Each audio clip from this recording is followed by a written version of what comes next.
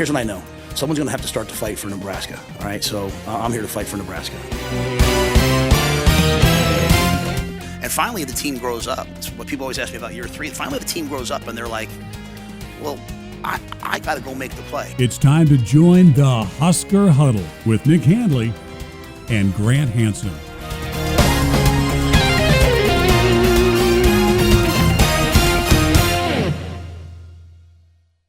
Hey, again, it is the Husker Huddle as we are back for another week number 2 of Husker Fall Camp. Of course, really appreciate you making it as part of your listening and viewing Husker content. And of course, you could catch the YouTube page. Make sure you subscribe to Performance Podcast. Also, you can hear the audio on wherever you get your podcasts. That's right. Apple and Spotify. Spotify, Apple, those are the main ones. There's a bunch of other ones that it's also on, but most people, you're on Apple, you're on Spotify, listening to us. Big Spotify or watching on YouTube. Hey, guess what? You can interact with the show now as well in a different way because we have an email. And hopefully in the future, not that far down the line, perhaps even next week, we'll be doing a mailbag segment here. So you want to reach out to us, find us at Husker Huddle at myboomerradio.com. Husker Huddle at myboomerradio.com is the email. Please send us your thoughts, your questions. Try to get involved in the mailbag as we get ready for, 2 weeks away by the time we reconvene in this little party here. And Grant, we talked to some defensive players this week. We heard from defensive coaches. We were, obviously, all of us on Tuesday were talking a lot about some of the takeaways from the open practice. So there's a lot to get through. As always. Yes. Yeah. Plenty. In case you missed it, we've got a good little rundown coming your way. That's right. And why wait? Here is the sound, the weekly sound here on the Husker Huddle. I know I heard Dana say it's about making the routine plays. There's no real magic in football. I'm not going to come up with a defense that nobody can block because if there was one, every defensive coordinator in the country would run it. So it's really about just working that process, holding the players to the standard, and then building that unit constantly of, just like I talked about the O-line, how well they work together. A great defense collectively as 11 all works together. They know where the strengths and weaknesses of each call are. They play to them, and then they work like hell every day to communicate and work together. Coach Eckler, he's how do I put it? He's a static of lightning. Just coming into the special teams meeting, you're tuned in. He really takes pride in special teams. He really wants us and makes it helpful for us to really pay attention, really learn the small details. He makes it very exciting for us. So it's a want, you want to be on special teams. This is no knock on anybody. I've been in some really great places and worked for some really good football coaches, but the culture here is unbelievable. And just the locker room, I would say it's probably one other time I've been around something. That was 2020 when I was at Coastal Carolina. That was a really special year. And it was COVID, so it was a lot going on that year. But just how close the guys are in the locker room and how we can go out there and we battle every single day. But as soon as the whistle blow, coach calls everybody's hugging and they're in the locker room playing around and joking around. It's really, really powerful to see the guys coming together like that. So I would say that's probably the biggest thing. I just kind of want to shock the world with our D-line unit and with our defense as a whole. People have a lot of things to say about us. People aren't out there every day watching us go get after it. People don't know who we have in our room, new guys, young guys, whatever it is, but we get after it, and we're going to do that this year. We want to be one of the top defenses in the country, and I think we can easily do that. So as we talked about John Butler now in his first full year as the defensive coordinator, I think of first and foremost, before we get into some of the actual defensive personnel, I think that John Butler taking over the entire defense, but also having a little bit of that go-around in preparation for the bowl last year, you like that because this is a guy that was very familiar with what is really the position group of strength on this defense in the secondary. He kind of joked about it during the press conference that some of the guys in the secondary talked about how they miss him because they don't see him in the meetings every day. But, now taking that holistic approach and really organizing this entire defense through the eyes and the vision of Matt Rule, it's totally different role. It is a different role. Absolutely. Yep. And it was funny too, how I thought it was fascinating how well he played things really close to the chest. If you look back and watch that whole press conference, he gets asked by two different people almost in quick succession. What is the thing you know you're doing really, really well right now? And what's the thing you don't like, basically? And he said, I'm not going to answer either of those with a firm, straight answer. So I thought that was interesting, especially as you contrast him to Addison Williams, who spoke before him, the defensive backs coach, who was also a defensive coordinator at UCF. I thought it was fascinating how close to the chest Butler was compared to Williams, which I guess you kind of have to be maybe sometimes as a coordinator. But he's like, I don't want to say, I don't want to believe in the narrative from the outside. Yeah. I don't want any of my guys buying into that. I don't want to go and tell you they're doing something really, really well, and then they hear that and they stop working to try to do that thing. So it was fascinating because I don't think, not to say there wasn't a whole lot there. There was some magic, really good bites in what he had to say, but he was a bit more buttoned up, I felt like, than maybe even Tony White, his predecessor. You're right. I think that's a good point about the comparison between he and Tony White, but also there is that track record of what John Butler has seen both at the college level, but more importantly in the NFL level, where typically you don't see a lot of that day in and day out praise when coordinators are talking. And of course, John Butler being asked about some very good players in the NFL that he was a part of, even at his time at Baltimore, that you think about just more of the business-like approach of, they're here, they're professionals. Of course, they're looking good right now, and if they're not, we're holding them accountable. But I had even maybe a little bit of a different take on how he approached the media this week. I mean, we're still in week 1 of fall camp now, entering week 2, and other than that secondary, which the depth of that secondary is still, when it comes to overall game experience, still relatively new, that I do think between the defensive line, still somewhat inexperienced, linebacking core, other than Buda Wright, still pretty inexperienced. Sure. Some of those guys in the transfers have had college football experience, but all of these guys together, I wonder if a little of that reluctance to go all in on a player or a position group, he said he liked the linebackers, but he didn't really elaborate on that much. I get the feeling there's probably a little bit of that, 2 steps forward, 1 step back, or in some cases, maybe 1 step forward, 2 steps back, where guys are probably putting together certain inconsistencies, at least early in camp, which is to be expected as you're getting familiar with the faces around you. You've got a new secondaries coach. You do have, even though John Butler is a big part of this defense a year ago, he is now in that different role as we talked about. So I think just getting guys together on the same page, from the head man as the DC to Addison Williams, obviously to Terry Braden, all of those new faces that are now on this defensive staff, I think that is going to be something to monitor and a work in progress. And I take a little bit of that from what he said, or maybe more importantly, what he didn't say, as maybe a big result of that. Well, and it kind of comes back to my original point, right? Or not original point, but just even last week talking about this, that it's interesting to me how we are, like, as a media corps, we are aware of this. And I think that this narrative is prevalent in the fan base, but there is a simultaneous knowledge of the fact that Nebraska has 3 new coordinators. And there's also this, I don't think there's this much alarm about it. Yeah. And it makes sense as to why, because they're all adults in the room. Mm-hmm. And they all have a large amount of experience at the NFL level or the college level. And your position coach for your defensive backs was literally just a defensive coordinator. Right. So there's all that experience in the room that I think calms people's nerves, but you still wonder, how well does that all jive together? How well does it fit and congeal once you get into a full game situation? Because we've seen pieces of it. We've seen Dana Holgerson in game situations for Nebraska working under Matt Rule. We haven't seen all these pieces together yet, which, again, with fall camp, when you're trying to figure out what's real, what's not, what's just, this guy looks physically imposing during our 20 minutes of practice that we're able to see, or he looks that way on the podium. It's really, really hard to get that perception, and that's part of the game of this period of time. Right. But, that to me is a fascinating piece of this puzzle. We see how it all plays out. Yeah, there's a part of what this... I think what you brought up about the coordinators right there, take this right back to the defense. Yeah. Where we can look at not just the position coaches, the defensive coordinator, and all of that, of all being together for the first time. but maybe the biggest question mark about this defense is that front seven as a whole. You mentioned, okay, the experience of some of these coaches previously.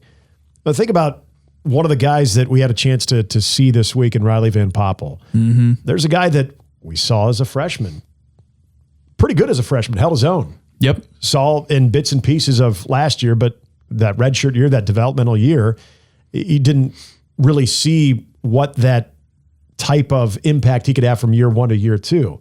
And we're looking forward to seeing that this year. And I think a lot of people are confident that, well, what we saw from Riley Van Poppel and knowing that he took a developmental year, feel really good about him shouldering a bigger workload. He looks like a grown man. He does. Same thing with Cam Lenhart. Yep. Cam Lenhart as a freshman, now he didn't redshirt last year, but Cam Lenhart as a freshman had some bigger moments, I think, collectively than he did last year as a sophomore. Now, some of that was because of the guys that were playing around him that were very effective. I don't think Cam Lenhart necessarily took a step back last year, but again, his reps at times in certain games were a little bit more limited. So again, what does he look like with a bigger workload, with Riley Van Poppel, with Elijah Judy?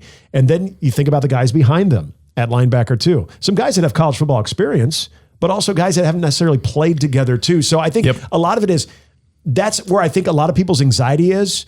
But if we're not worried about the coaches, the different coaches in different spots, do we need to be as worried about these players defensively? Because we've seen them in certain moments. We just haven't seen them all together yet. Yeah, I think the other thing too that maybe is calming people's anxiety is that everybody from the head coach on down, there is just this diffused, quiet confidence that is coming off of everybody. I think that starts with Matt Rule. 100% it does. And when you talk to Riley Van Poppel, when you talk to all these people, you can feel that. There's not a lot of panic or uncertainty.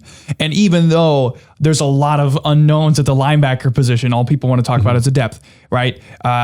Defensive line, that's where a lot of people have a lot of questions. Again, it's a position group where people want to see it before they truly believe anything. Same with Mekhi Nelson at running back, which has been probably the name that's been thrown around the most by anybody or any group during fall camp. But it's just, again, that quiet confidence that is sort of resonating, and you got to find a way to cut through. Is that different? Is it different than anything that we've seen before? Yeah. Right? Is it just a normal fall camp feeling that everybody has when you feel like a program's on the upswing? Right. You haven't played that first game. And you might just get absolutely punched in the teeth at Cincinnati. And then what happens after that? Where does that confidence go? That, I think, Grant, it's too early to be asking that question right now. You're not supposed to be doing that right now, but no, it's fair. It's absolutely fair because, and I think, isn't that what we're trying to do here these next couple of weeks is try to figure out camp. What's real and what's not. Exactly. Try to figure out why people's optimism right now about this team. And when I say people, I'm not even talking about the fans that you and I might talk to or family members that are hoping this could be the year that they make that big jump. Yeah. But really that quiet confidence that you talk about of the coaches and the players. All right, cool. Love hearing that. I feel confident in the culture there. But what is different? Why should I believe this group and what is being said, how they're carrying themselves is different than previous years where Nebraska's fallen short of at least a 500 record? I think it's because the fan base has been so burned by the prior coaching staff that was here, right? Like that's so much of it. It's in our open. It's in our open. Matt Rule at Big Ten Media Day is saying, what's the biggest difference between year 2 and year 3? Mm-hmm. Biggest difference is the team starts to actually believe it in itself. Yeah. On an individual level, you have players who believe I can go make the play to do that thing. I think that's what we're sensing. Mm-hmm. You certainly feel that from Van Poppel, who that interview won't play in this podcast, but you can find it on our Facebook page, Husker Radio on Boomer. One Husker, not multiple, or possessive, I guess in this case.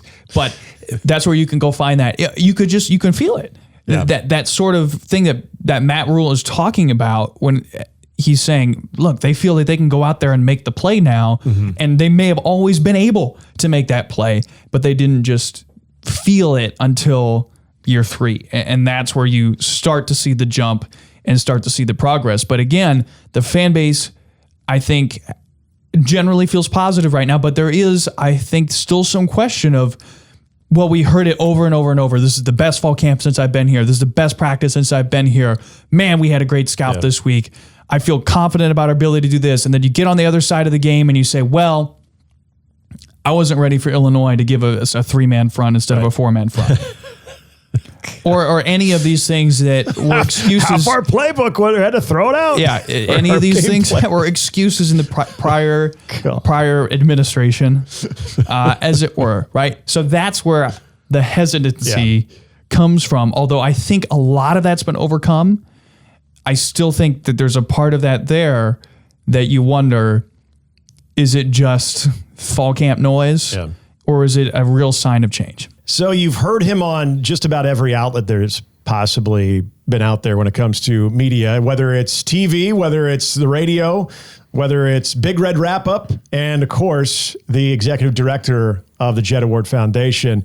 Very happy to be joined here with Michael Severe, friend and colleague. And I like to always refer to Michael as a football insider, not just the college game, but the NFL game too, because if you could just corner this guy, talk some NFL football, he's going to give you a lot as well. But Michael, how are you? It's great to have you on. I'm great. That was a heck of an introduction. I wish I was an insider. Those guys make a lot of money.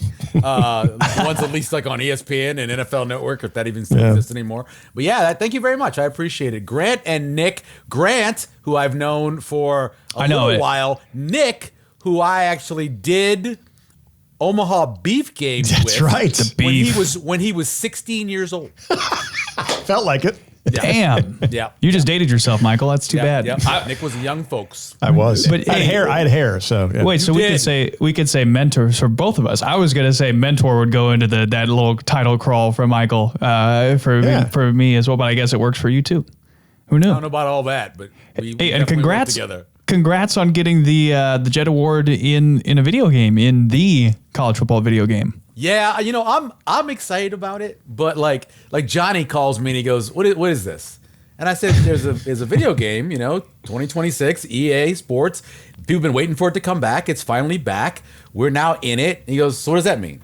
I said, "We're in the game. So when the 5 million people who play the game, or however many people play the game, when they're playing Dynasty, they're done with their season. They win awards." That's the way it works. There's the Heisman in there, the Blitnikoff. There's a Jet Award. He's like, oh, okay. Yeah, they don't necessarily get as excited about it as I got excited about it. Hey, well, we're excited about it. Yeah. Or at least I'm excited about it. Nick's never played the game. That's my I have never played the game. I have, actually. Oh my gosh, really? Yeah. Have you played the game, Michael? The last video game I played that didn't involve me like sitting with my kids was Bill Walsh 1994. I was the dorm champion. Because it was 1979 USC is who I played with. Nobody, I was the oldest person in there. No one knew who was on 1979 USC. I'm assuming Grant probably doesn't know who was on. Maybe even Nick doesn't know who it was. But the backfield was Charles White, the Heisman Trophy winner in 79, and Marcus Allen, their 1982 Heisman Trophy winner. Plus their defensive backfield was loaded with Hall of Famers and Jeff Fisher, who former head football coach. And so I played with 7. I was destroying people, and they had no idea why, because there was no names on the the back then. It was just numbers. Yeah. Well, that was the game that had student body left, student body right, and you just ran the toss play, right? Yeah, we could throw the ball too. I mean, 94 Bill Walsh was the first one that really you could play. Like it was like the first Madden, like the first truly the full 24 bits or 16 bit or whatever. It was the first one, and it was good. But after that, I left college and I never went back and played again. So talk about loaded backfield. Yeah. Because here comes a segue. What a segue. Look at that. This is not a good. This is not a good segue involving Nebraska. Well, I was going to say it ain't loaded. We're not comparing Marcus Allen to Emmett John. Come on, man. Nebraska's backfield, at least in terms of solid knowns as we go into this season, Michael, is not necessarily noted. You have Emmett Johnson. Yep. That's a guy that's a known. In my opinion, probably the best running back in that room for the last 2 years, even though he wasn't necessarily utilized that way. Yeah. So you've got him.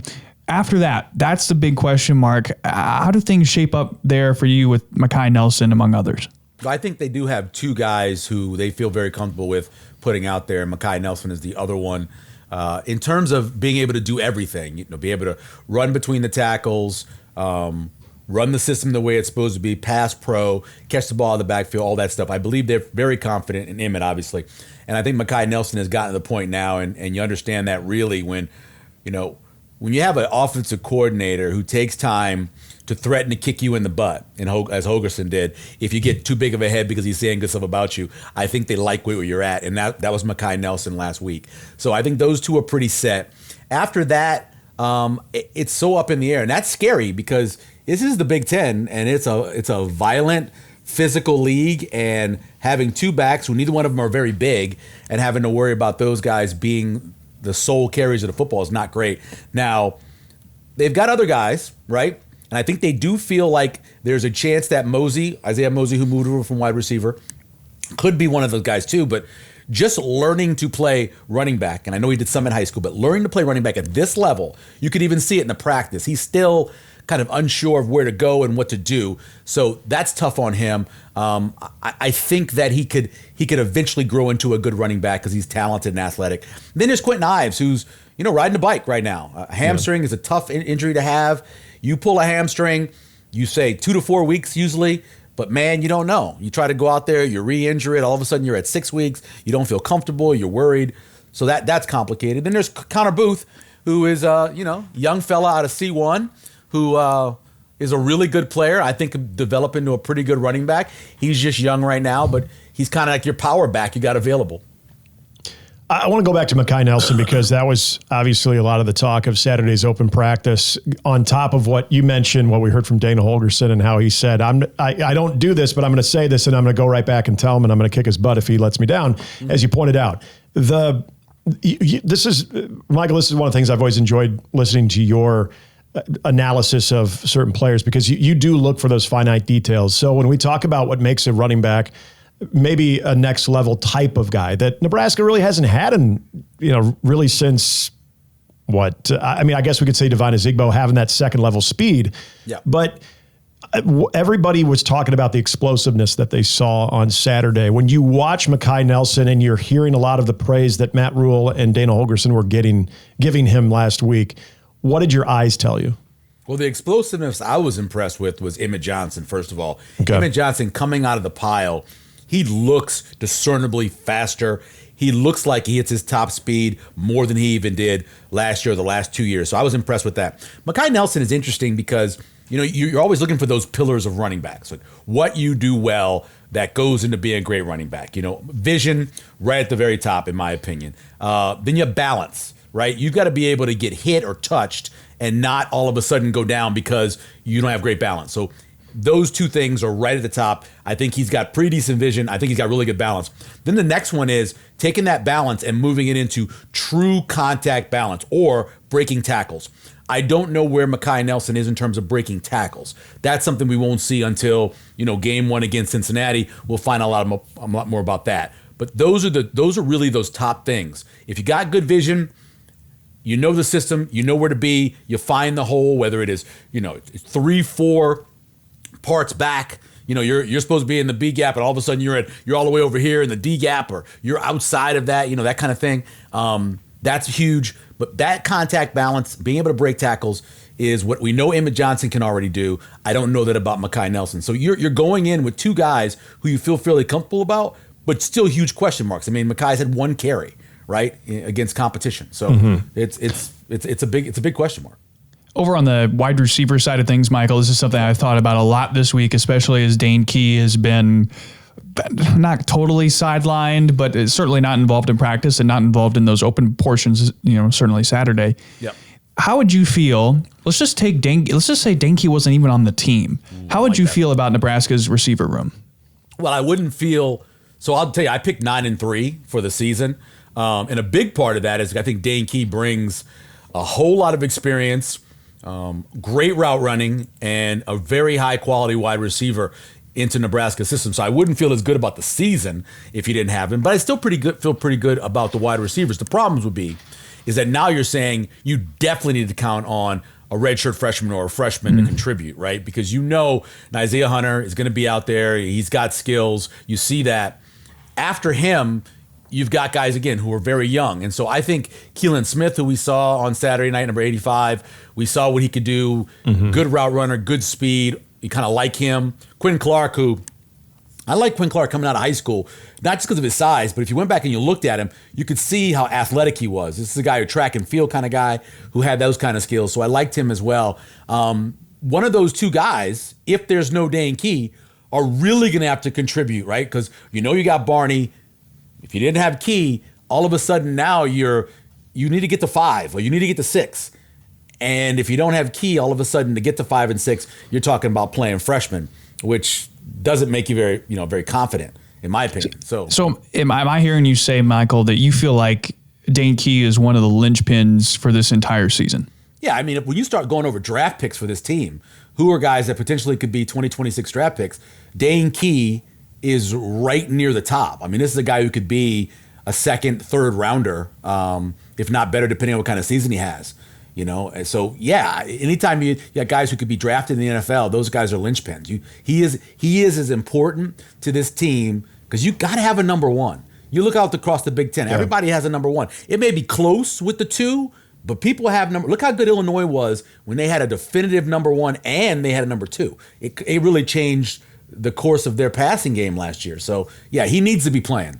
That's a fair point. Michael Severe joining us here on the Husker Huddle. And Michael, obviously we're going to stick to the offensive theme here, at least for my question about the offensive line, because every time I've been asked the question about, okay, does this offensive line, do they make that jump in 2025? They look the part. Physically, they look the part.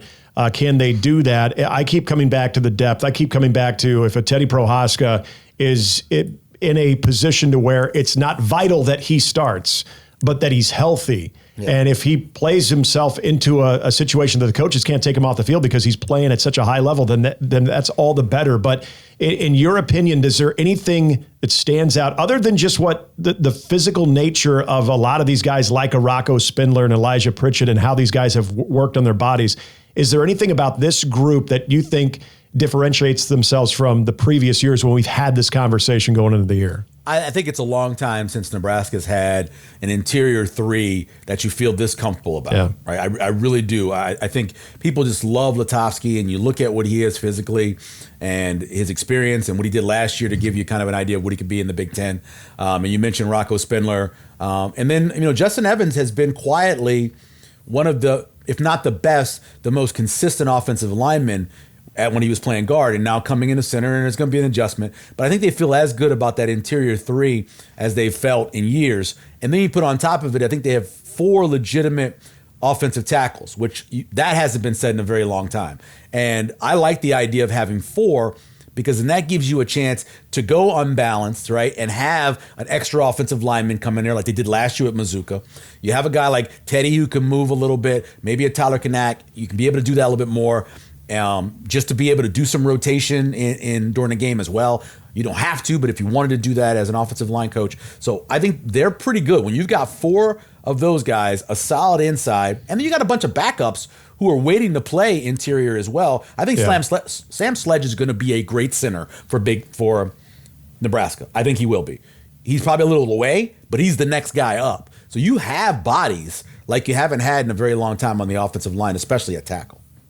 Michael, switching over to the defensive side of the ball, I think one of the most important things that has been missing for Nebraska probably since maybe 2014 is the havoc causing piece of the defensive side of the ball. Sure. And I think that is where my head is at most. But the biggest question that I need to see answered on the defensive side is, can you find guys to create havoc? Is that Williams Nwaneri? Is that somebody else? I think Vincent Shavers is probably the number one in my mind on that side and causing those sorts of things. If you look back to the bowl game, he's a guy that just pops off the page like nobody else on that field does on the defensive side of the ball. So where do you think it comes from for Nebraska? Can they do that this year, whether that's sacks, forced fumbles, throwaways, all that sort of stuff? Yeah, and we're going to talk about extended havoc too, because a lot of times when people say havoc, you're just talking about, for a lot of people, sacks, right? And sacks are great, but affecting the passer, having hurries, having rushes, moving them off of their spot, getting them out of the pocket, all that goes into extended havoc. I think Nebraska's done pretty well with parts of havoc, like PBUs, right? They've got their hands on the ball at the line of scrimmage. The secondary guys have gotten their hands on the ball. They haven't necessarily intercepted it. Had some interceptions a couple of years ago. It wasn't bad. Then forcing fumbles. That's the other big one. But affecting the quarterback, making him move, getting him off his spot, making him have to check down because you got so much pressure on him. That's something, as you said, Nebraska hasn't had really good. Really, the last time they did it was when you had the Davis twins in there and Khalil was getting to the passer. That was really the last time.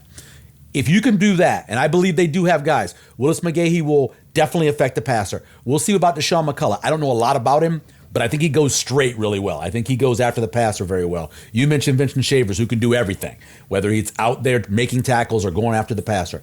So if you can do that thing, affect the quarterback, all of a sudden your havoc numbers go way up. Because then ball gets knocked up, goes up, interception, havoc goes up. Hit the quarterback, ball comes out, fumble, havoc goes up. So yeah, Nebraska hasn't been a high-ranked havoc team in a very long time.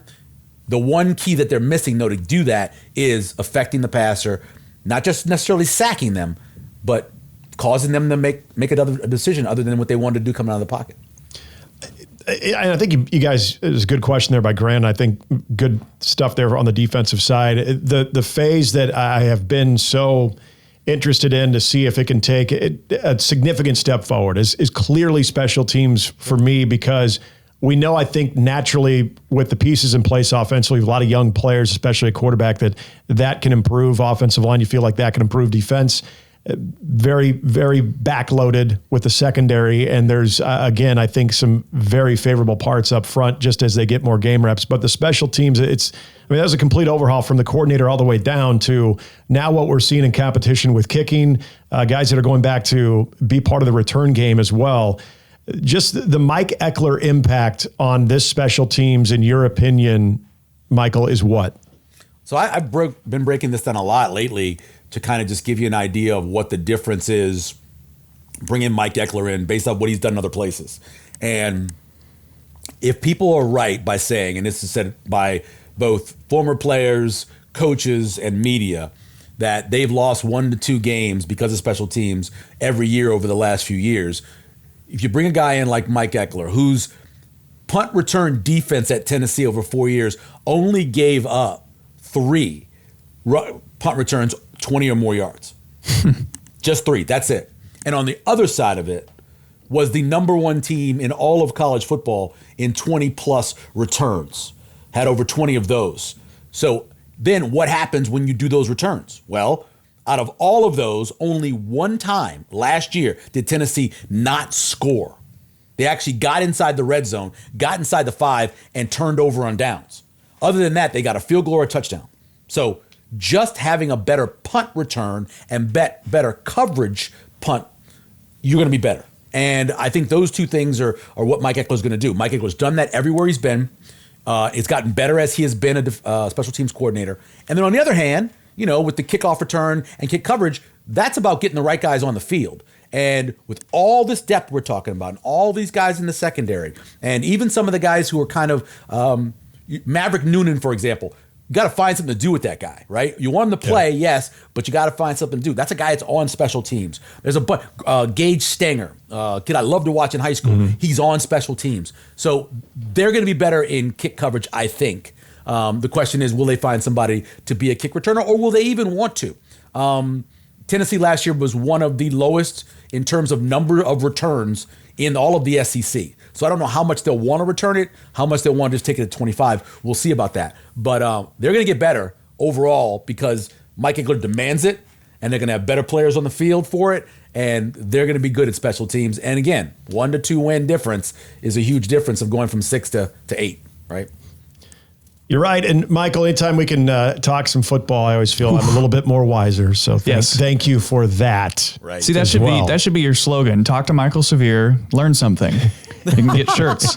Get some T-shirts for that. Yeah, Triple B can hook me up. Yeah. Some shirts for that. Yeah, learn something. Not from me. Listen, I the reason why I love football and I have a passion for it is because, I had a chance to be around a lot of very smart people and covering the sport and being able to sit and talk to coaches and talk to players and learn what they know. I am just regurgitating the majority of the time of what I've learned over these 30 years of being in the business and talking to people who played the game at a very high level or coached it at a high level. Yeah. Well, hey, we look forward to seeing Big Red wrap up. We look forward to all of the various shows you're on, but also keep up the great work with the Jet Award Foundation. Awesome stuff, and that has been just continuing to gain more and more traction, and I know you got a big part in that. So always great when our paths cross, we can talk some football, my man. I appreciate it. Big fundraiser coming up August 21st over at Herd Hut Sports Bar. We're having a roundtable, a lot of former black shirts, and a big auction too if people want to come out to that. All right, look forward to that. Hey, be well. We'll talk to you soon. We'll see you at Memorial Stadium very, very soon. Talk to you guys. Bye. I appreciate Michael Severe coming on. Good stuff from him as always. And Grant, typically this time during the podcast, we're going to get your questions, you as the listener or viewer, with our mailbag, but we haven't established that yet. But yes, but it's coming, and you can get there at the email. The email for that is huskerhuddle@myboomerradio.com. Please send us your questions. Yes. We'll read them on the show next week. Absolutely. So you and I were actually talking about this organically. Good. Yes. About some of the things that are still concerns. Now, I know when people have that hesitancy of wanting to go with an 8-4 or 9-3 record or 10-2 record, 11-1, I can go on. Speaking of that, by the way, Michael at 9-3. Yeah. I was surprised by that. Yeah. We'll see if that holds all the way through to the Big Red wrap-up prediction, but like 9-3, I'm like, okay.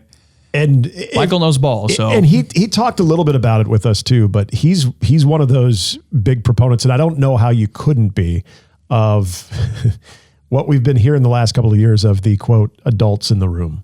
And I know that's where a lot of that culture is established. And when you do have some turnover with coaches and you lose a outstanding defensive coordinator like Tony White, you have adults in the room and continuity plans in place to where you hope you don't miss a beat with that. But and I think that's a great jumping off part for one of my biggest fears. Yes. Yeah. Here's the part of the show where you see this, got this optimism here. We're just going to smash that down, make you feel a little bit more balanced, hopefully. We tend to do that in our everyday lives sometimes. Well, I really definitely do that. But we'll try to balance things out for you here. Since we've been so positive, there's been so much positivity going around. Why not? There was a narrative early in the preseason, I'd say early summer, that you could see Nebraska potentially being a top 15, top 10 defense. And to me, that's extremely optimistic. And to me, for Nebraska to get to where I think they would love to be this year, they don't have to be. They really don't. But my biggest fear is there's still a little bit of those 2019 vibes of a lot of this is the year everything, I hate using this word, is going to pop. No, yeah, this is the year that you get to do the Texas Quinn, or it wasn't Quinn Ewers. Who was that? Sam. He ended up playing for the Colts. Anyway, with the we're back. Longhorn Nation. Yeah. Sam Ehlinger. Thank you. Yes, that's going to come to me at some point. I'm a little older than you, so it takes me a little longer to process that. But there was that feeling of between the schedule, year 2 in Scott Frost's system, year 2 in Eric Chenander's system, everything was going to kind of work out to where Nebraska could take a major step forward, and it was anything but that. I'm not as overly concerned about the offense when it comes to that, but defensively, you brought this up earlier in the show of not a lot of people are talking about the change of personnel when it comes to DC, when it comes to defensive line coach, when it comes to secondaries coach as well. And I think there's good reason for that. Yep. But a nightmare scenario for me, or at least something that I would fear, is that year of trying to get together and come together. I thought what Addison Williams was talking about earlier this week about what's going to get guys on the field, how he's going to really differentiate from what is a talented secondary group, is the first thing he brought up was communication. I think that's all across the board. And if there is some lapse in communication just because you're listening to a different leader. Sure. You've got a different position coach. You got a different, if you're on the defensive front or secondary, that this defense not only is not a top 25 defense or a top 10 defense, but this defense takes a significant step back because so much more pressure is being put on the secondary because lack of pass rush, getting gouged on the run, something that this defense has done very well, that those two things are happening to where all of a sudden what is supposed to be the strength of your defense in the secondary is now on an island because the front seven is not providing that support. I'm not saying that's going to happen, but that's one big area that I've circled that it is a legitimate concern for me. We talked so much too this week. I think there's a lot of questions about, can you play man-to-man? Right. That was one of the answers that was sort of vague. The responses, right? Yep. I believe the response was, we're practicing. I'm paraphrasing. We're practicing it every day.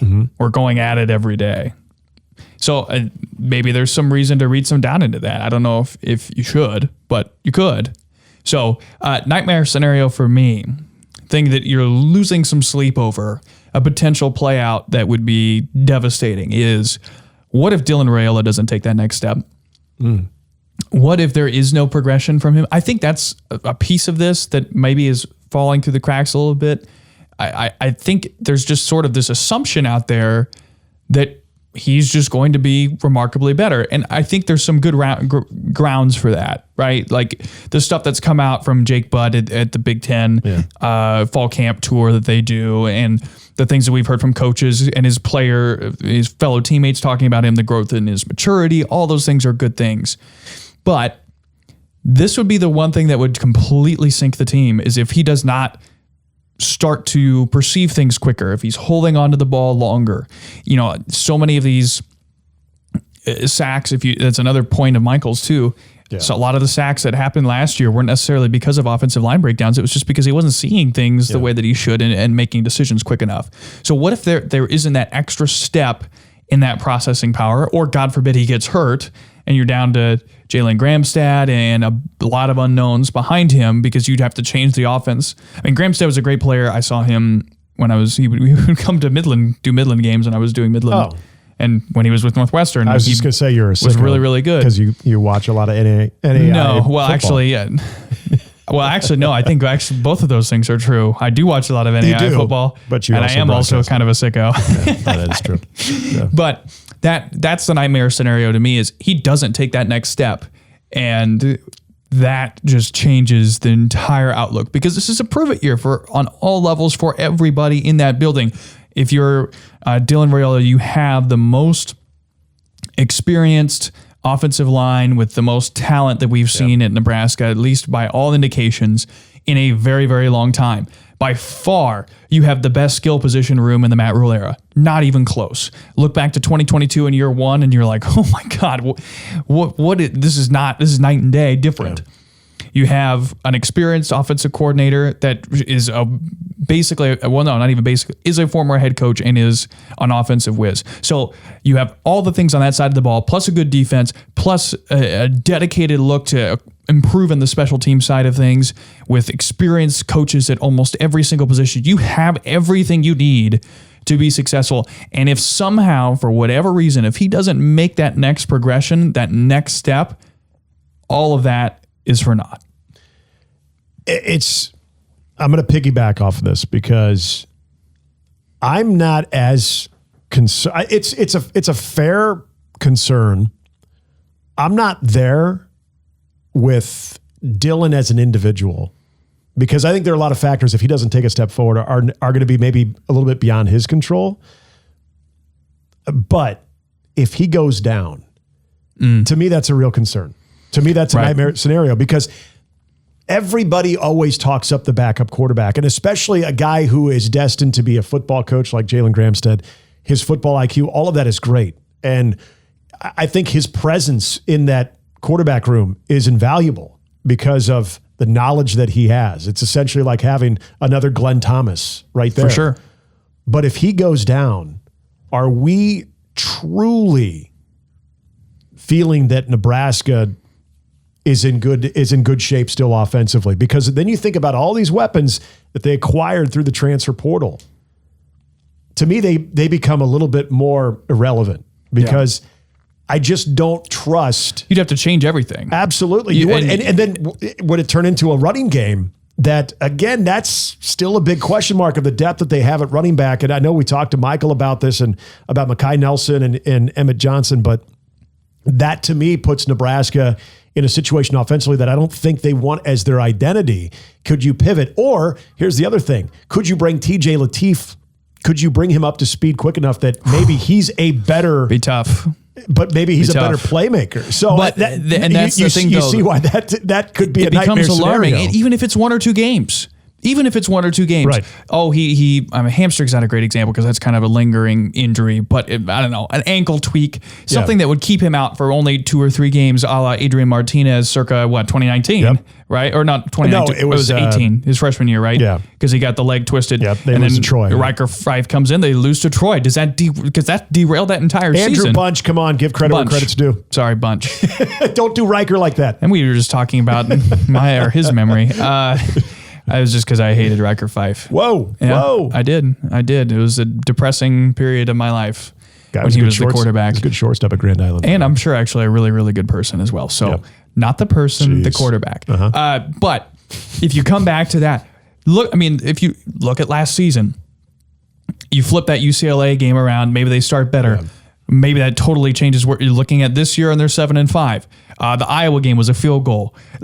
It's a nice edge between 6-6, 7-5, 8-4, and 9-3. The margins between all those things are super slim. So let's say Dillon goes down, they lose to Michigan State, they lose to Maryland, they lose to somebody that you're not counting right now as a loss, and that totally flips the whole season on its head or potentially derails it. I think that's the valid concern. And look, every team has that problem to some extent.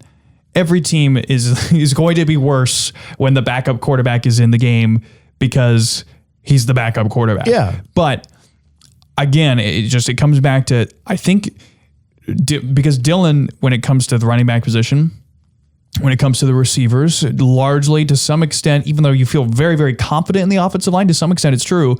Right now, the thought is Dillon is the most known quantity that this team has. Mm-hmm. Everything from his maturity level to the way he speaks and talks in public says he's going to take that step forward, but until you see it, do you wonder a little bit if you're almost assuming it's going to happen, and then what if it doesn't? That's the nightmare. One of the most valuable additions Nebraska had in the last 8 months, would you agree, is one of the most, you could say the most, but at least one of the most, Dana Holgerson. Without a doubt. Yeah, because it changes everything. Right. You're gaining motion back in there. Hopefully the thought is you're going to turn Dillon loose, and let him, with the weapons he has now, actually start to try to show some of that 5-star talent. And you see where I'm going on this, because you have paired those two. It wasn't like, hey, we just need a new offensive coordinator if you're Matt Rule. I just need somebody who is capable of doing it. No, right. There was a reason that you brought a guy who currently wasn't with a college football program, at least on the sideline, that you brought him in because you have a quarterback that you could pair with this type of offensive mind and that acumen and be able to really build something special, and then have an entire offseason to develop around him, get people in place around him.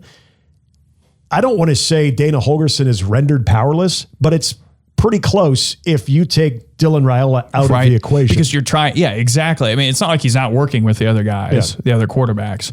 But that was supposed to be the marriage. That is supposed to be the marriage, is your young star quarterback with a former head coach, a longtime head coach, a veteran presence, a guy who's going to push everybody on the team and is going to be immensely creative offensively. Yep. And so, So, again, the likelihood of my scenario playing out, at least in terms of the Dillon not taking the next step thing, admittedly, I'm telling you this, it is low. In my opinion, it is low. Yeah. But that is the one thing I think that would totally change how this, if the mental side of things is not where it needs to be, that could really, really shift the way this whole thing plays out. Because I have my focus on kind of what you're bringing up and what we were talking about if there were to be an injury. There's that 5-game stretch when Nebraska begins Big Ten play, starting with Michigan. But you look at Michigan, Michigan State, I might have these out of order a little bit, but then Maryland, Minnesota, Northwestern. And you need to get those. You exactly. need to get at least four of those five. Four of those five minimum. I think so too. Yeah. I think to be at least what everybody thinks because if you're, if you're 3-0 and you get 4 out of those 5, game on. If if you go 2-3 or 3-2 and you're 3-0 or 1-2, or I'm sorry, 2-1. Well, start 5-0. Start 4-1 with the loss to Michigan, even, or get into November at 7-1, and all of a sudden the quiet confidence starts to become a lot louder. It's those types of injuries though that can really equalize things in that stretch too. So Dylan starts every game last year. When's the last time that's happened? The Nebraska court. Now Dylan is different because he doesn't run the way that Adrian Martinez does. But I mean, when's the last time? Generally, it's been 1 or 2 games. It'd be the Tanner Lee. It'd be the Tanner Lee, which Mr. Pick Six himself. Which wasn't necessarily. There were times you maybe wish that he didn't start every game, but that would have been the last time. I mean, so like last year has not been the norm on that front. Yeah. We did have keeping the defensive theme going as we have throughout this podcast, though. Grant had a chance to catch up with a guy that seems like he is going to be, at least if a game was to be played tomorrow, would probably be the starting corner opposite of Sierra Wright, and that is Andrew Marshall. Give it a listen. Alrighty, folks, it's time for Huskers All Access, brought to you by Access Bank. Here for a reason. I'm Grant Hansen, here with Nebraska defensive back Andrew Marshall, and welcome to Nebraska. Andrew, how have you settled in? What's been the biggest adjustment for you coming here to Nebraska? I've settled in great. I think the biggest adjustment for me probably has just been like really understanding like the access to the amenities we have, like just as far as like the nutrition, the staff we got, just really like using all that to my benefit. Can you give us a specific example of how that's helped you? Because I know guys have talked a lot about this, but I'm sure fans are curious about like, hey, how does this actually elevate your game, your body, your recovery, all those sorts of things? It allows us to like specifically attack certain parts in our bodies, like rather than like an overall basis. If a specific certain part of your body is hurting, they have something to attack that specific spot, which is really beneficial. Your position coach was up here today, Coach Williams, and he said you have a chip on your shoulder. Would you say that's accurate? Most definitely, yeah. I just think coming from an FCS program, believing in myself that I belonged on a higher level, and just I had the potential and really just the athletic ability to be there. Just really keeping that chip on my shoulder going through the season, yeah, I definitely do. A little under 10 practices in the books at this point in fall camp. How do you stay focused and keep those competitive juices going even though you're about a couple of weeks still away from your first football game here? Really just reminding myself of my why, why I decided to do this in the first place, why I'm here, why I wake up every morning. That keeps me going, really. Just keeps that fire under me and allows me to attack every practice. Can you tell us what is your why? Why do you keep going? My family, really. Just giving back to my family, specifically my mom and dad, everything that they've given up just to allow me to put myself in my position that I'm in right now. I just don't want it to go to waste, so just allowing myself to give back to them. Can you tell us about Coach Butler, his coaching style, how he keeps you guys going week to week, and some of the ways that he tries to coach you up and make you better?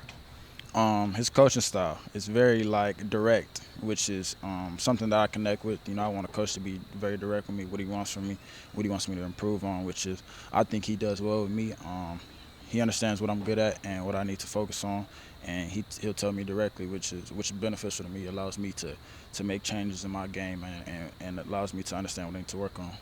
Who's standing out right now in your room and your position group at the defensive back spot? I say definitely Sierra Wright. I think yesterday he had a nice pick on the sideline, so he's definitely been practicing well. And then on the flip side of that, we've heard a lot about the receiver position this fall camp. What are the battles like between you guys and them?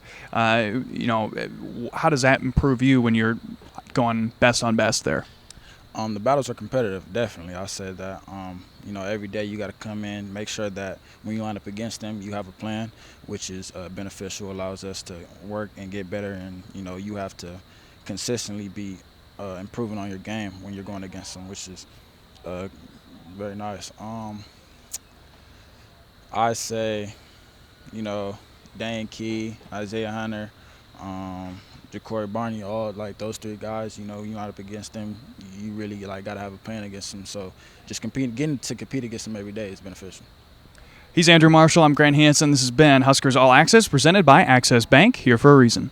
Again, good stuff there with you and Andrew Marshall. I like the chip. And this was something that Addison Williams had brought up, as you mentioned there in the interview. And there's that chip on the shoulder. I love the fact that he's not shying. He's not, but he's not shying away from that proverbial chip. And it's not, more than anything, it's playing with an edge. It's trying to show people, okay, I got this opportunity in Nebraska. I felt I should be playing at this level before.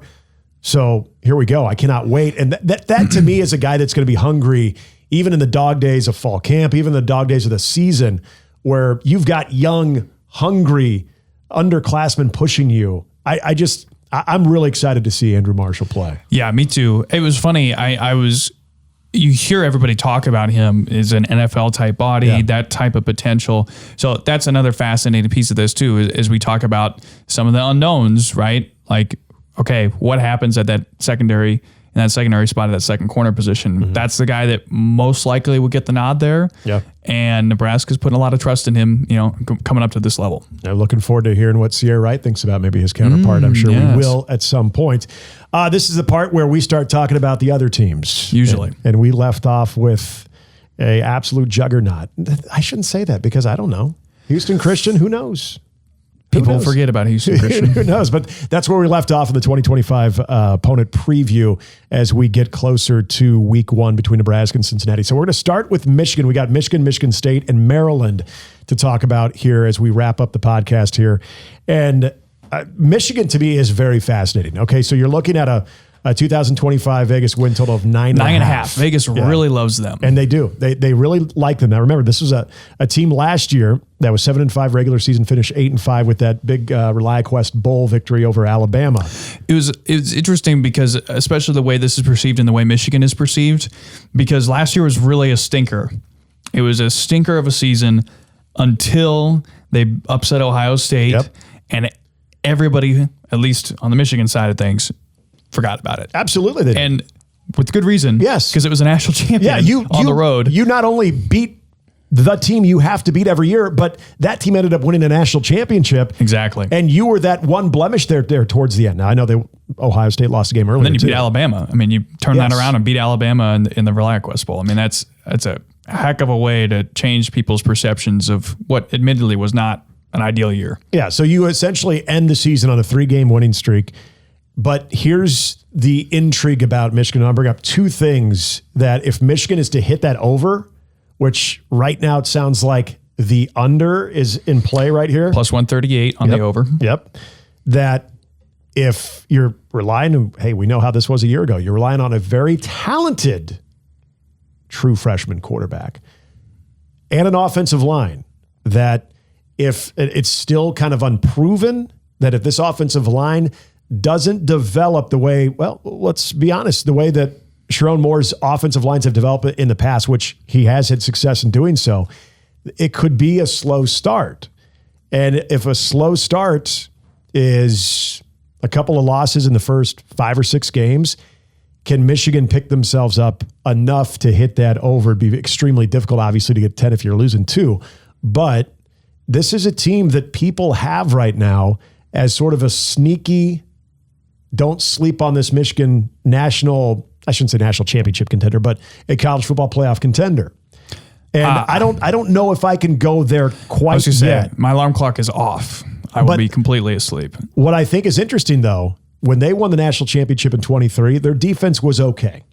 It was not a world-beating defense at all. Offense was obviously a little bit more dynamic with what they do, especially in the running game and having J.J. McCarthy. Their defense is pretty solid this year.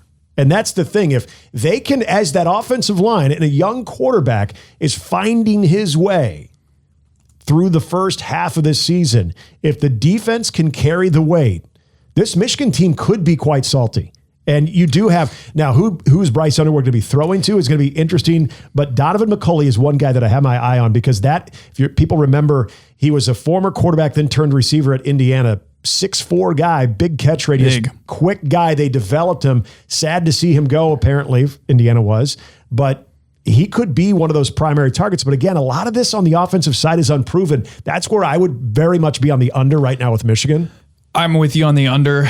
My biggest thing with Michigan, we talk about Bryce Underwood at the quarterback position. He gets a big game kind of out of the gate. He goes to Oklahoma September 6th. That is a night game for Michigan. So he will not come into Memorial Stadium with 3 cupcakes leading up to that game. That will not be his first big game feel.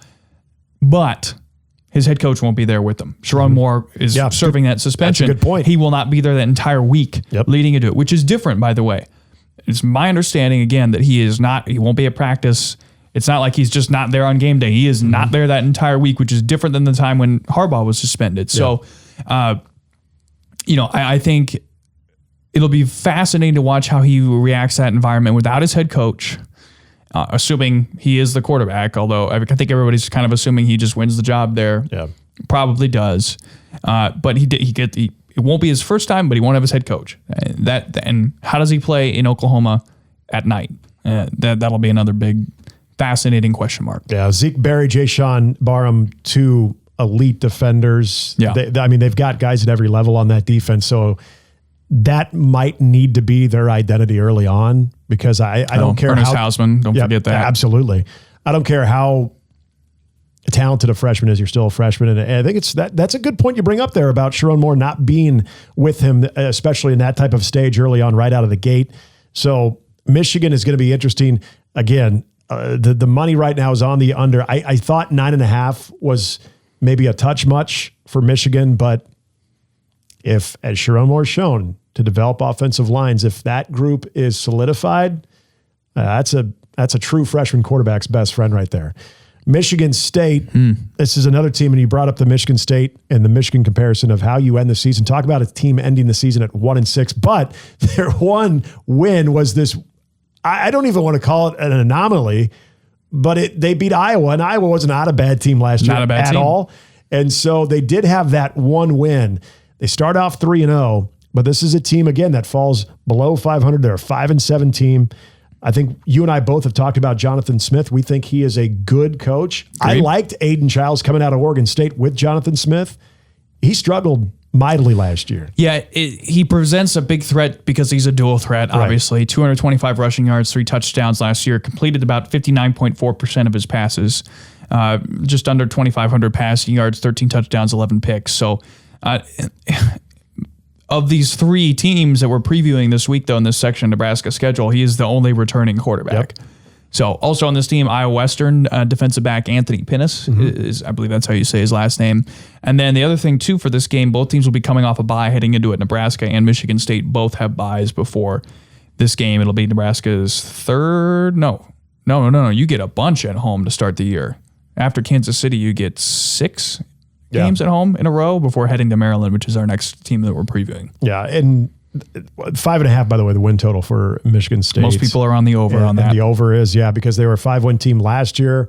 People feel like with Jonathan Smith having his system in place, having a little bit more familiarity and continuity with that group coming in, that they should be able to take that jump. What's interesting, too, about this team is for Aiden Childs, he's got some pass catchers that are back, but maybe the best player on the team, hi, Iowa, the punter. Ryan Eckley is one of the best in college football. So you have that special team weapon, if you will. But Jack Velling, the tight end, good pass catcher, just kind of a tough Big Ten type of guy. Right. And Nick Marsh, they have him back too. So if Aiden Childs just takes a bit of a step forward now, second year with Michigan State in the Big Ten Conference and in that schedule, I think Michigan State is in a position to where they go and hit that over. I'm under with Michigan. I'm over with Michigan State. I'm not just trying to roll with what Vegas has us as. I might roll under on that a little bit, but that's just me. Childs is interesting. I think he's not risk averse enough for me as a quarterback. But with that, you obviously get a lot of playmaking ability and some pretty cool stuff. But there's a little bit of loose cannon syndrome going on there, I think. Boomer bust element to it. Yes. Yeah. So Maryland, 4.5 is the Vegas win total. This was one of the more interesting conversations at Big Ten Media Days when Michael Locksley talked about how, admittedly he lost the locker room, and a lot of that had to do with what certain players were earning with the collective and the NIL part of this. And so, they have that now it's become very famous, that sign outside the wall. I'm paraphrasing, but it basically says, leave your car keys and your Louis Vuitton and all your other stuff out. The reverse Dion. Very much so. And so I think that there's this part of Maryland in just trying to reestablish some type of unity and a more stronger culture of nobody's bigger than the program type thing. Yep. When you're saying stuff like that to me seems like a rally cry of not really knowing from a substance standpoint what you're going to be.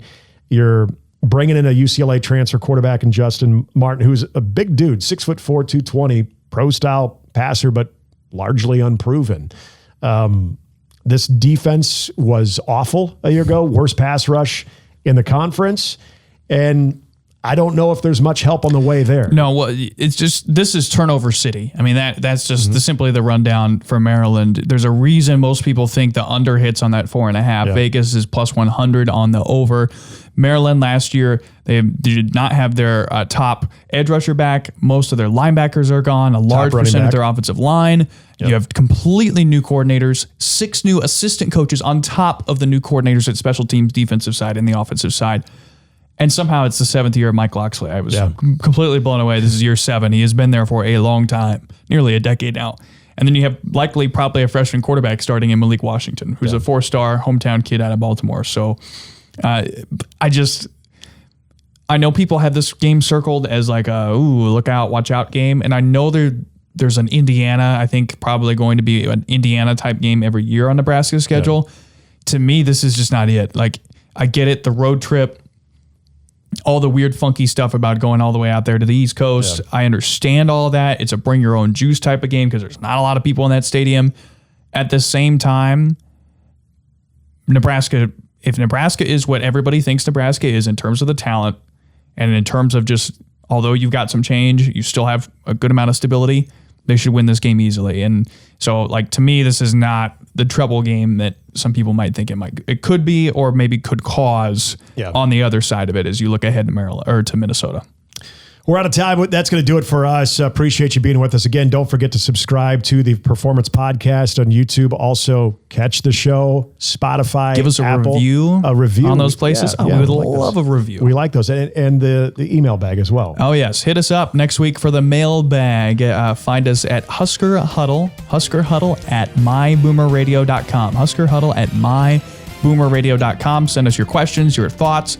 We'll go ahead. We'll read them next week, and we'll do a little fun mailbag segment as we get down to 2 weeks to go till game week. We're starting to scrimmage now. This is getting really fun. Yeah. For Grant, I'm Nick. Appreciate you watching and listening. Until next time, we will talk to you on the Husker Huddle.